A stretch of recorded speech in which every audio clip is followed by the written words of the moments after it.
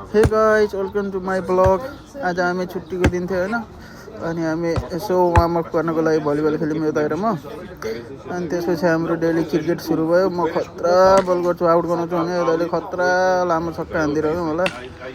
अनि पुरै यो क्याच आउट भइरहेको थियो तर मानेन। यो मान्छे चाहिँ सदा 3 दिन खाना नखाएर खेले जस्तो गर्थ्यो, आज चाहिँ जीवन प्रयास खाएर गएछ क्या। पारी पारी भित्तामा बल हान्छ त। पहिला चाहिँ सुत्केरी भएको मान्छेले जस्तो टुक्क टुक्क चाहिँ आफ्नो अगाडि हान्थ्यो, आज चाहिँ खतरा हान्छ। त्यो यस्तो जोडफल नहुन्छ कि ब्याट उता लाग्ने गर्दा। अनि त्यसपछि मेरो पालो ब्याट हान्ने, मलाई चाहिँ टाढा हान्न दिन्नन् क्या। म चाहिँ टाढा हान्ने रोहित शर्मा, स्टोक गर्ने विराट कोहली हो नि त, लेजेन्ड हो नि त म त यो कोहली क्रिकेटको। अनि म खतरा स्टोक गर्दै खेलेको थिएँ। उसले आँप हाने जस्तो, त्यो गाउँतिर आँप हान्दैन, आँप हाने जस्तो गरेर बल गर्ने। अनि यस्तो हानिरहेको, आउट गर्न नसकेर रिसाएर अब ऊ माथि मुखमा पो ताक्छ बल।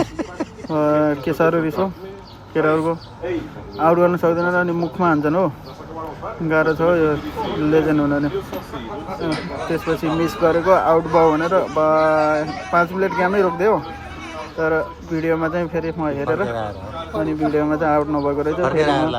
फेरि ब्याटिङ गरेँ। यिनीहरूले मलाई आउटै गर्न सकेनन्। हामी चाहिँ 2 ओभरको म्याच खेलेको थियौँ। त्यसपछि हाम्रो गेम सकियो।